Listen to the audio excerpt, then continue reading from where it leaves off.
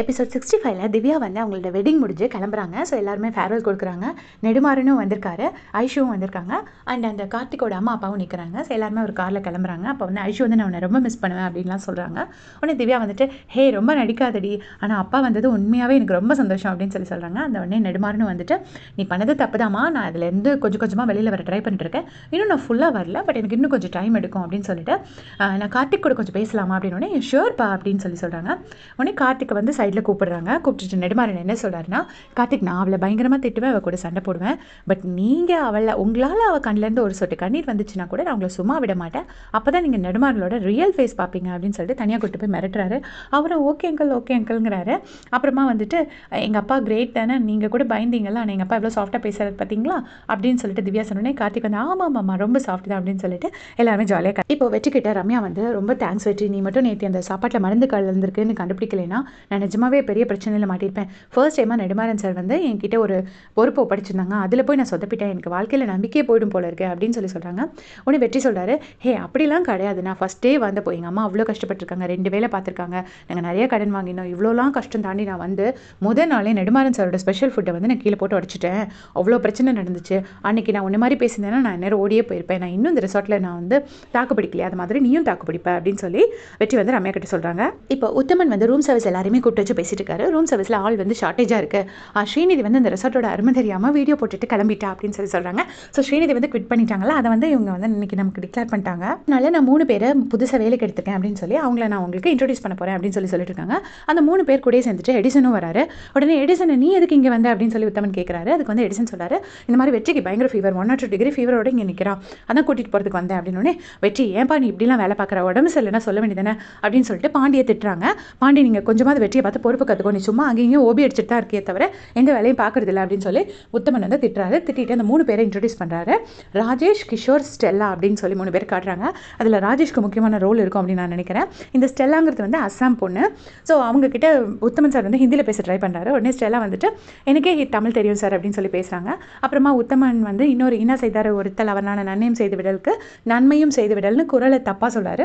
அதையும் அந்த பொண்ணு கரெக்ட் பண்ணுறா. உடனே எல்லாருமே வந்து உத்தமன் பார்த்து பயங்கரமாக கிண்டல் பண்ணுறாங்க. இப்போ பாண்டி தான் அந்த 3 பேரையும் கூட்டிகிட்டு போய் ரெசார்ட் ஃபுல்லாக சுற்றி காட்ட போகிறாரு. அவர் கூட்டிகிட்டு போய் எல்லாத்தையுமே காட்டிட்டு இதுதான் இங்கே ரூம்ஸ் இருக்குது, வந்து கெஸ்ட் வந்து எவ்வளோ ஒரு நிமிஷம் கூட நமக்காக வெயிட் பண்ணக்கூடாது, ஆனால் நம்ம அவங்க வாசலில் எவ்வளோ நேரம் வேணால் வெயிட் பண்ணலாம், இதான் நமக்கான மெயின் ரூல் அப்படின்னு சொல்லி எல்லா ஒர்க்கையும் சொல்லி கொடுத்துருக்காரு. அந்த பொண்ணு கொஞ்சம் கொஞ்சமாக பாண்டியை ரசிக்க ஆரம்பிக்கிறா. அதுக்கப்புறமா வந்துட்டு பாண்டி வந்து இங்கே கிச்சன் டீம்னு ஒன்று இருக்குது, அங்கே எவனுக்குமே மூளையே கிடையாது அப்படின்னு சொல்லிட்டு சொல்கிறாரு. அந்த டைம் பார்த்து விக்கி அந்த பக்கம் கிராஸ் பண்ணுறாரு.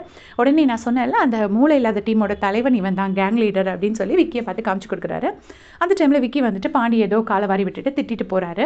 உடனே நான் சொன்னேன்ல மூளை கிடையாதுன்னு, பார்த்தீங்களா அவன் எவ்வளோ கேவலமாக பேசுகிறான் அப்படின்னு சொல்லிட்டு பாண்டி வந்து சொல்கிறாரு. சொன்ன உடனே வந்துட்டு இந்த பொண்ணு ஸ்டெல்லா வந்து இப்படி பார்த்துக்கிட்டே இருக்கா, ஏன்னா ஸ்டெல்லாக்கு வந்து ரொம்ப பாவமாக இருக்குது பாண்டி பார்க்குறதுக்கு. அப்புறமா எல்லாரும் நேராக பேண்ட்ரிக்கு போகிறாங்க. அங்கே போய் வெற்றி இன்ட்ரடியூஸ் பண்ணி வைக்கிறாங்க. அதுக்கப்புறமா வெற்றி வந்துட்டு ஒரு காஃபி போட்டு கொடுக்குறேன்னு சொல்லி அந்த பொண்ணுக்கு வந்து காஃபி போடுறாங்க. அந்த டைமில் வந்து எடிசன் வந்து பாண்டி வந்து நீ குண்டா இருக்க அப்படின்னு சொல்லி கிண்டல் பண்ணுறாங்க. கிண்டல் பண்ண உடனே வந்து இவங்களுக்கு பயங்கரமாக கோவம் வந்துருது அந்த பொண்ணுக்கு.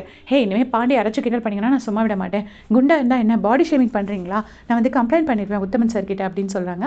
உடனே இவங்க எல்லாரும் வந்து பாண்டியை டீஸ் பண்ணுறாங்க. ஏய் உனக்கு அந்த பொண்ணு எப்படி சப்போர்ட் பண்ணுறா பாரு அப்படின்னு சொல்லிட்டு வெற்றியும் எடிசனும் பாண்டியை டீஸ் பண்ணுறாங்க.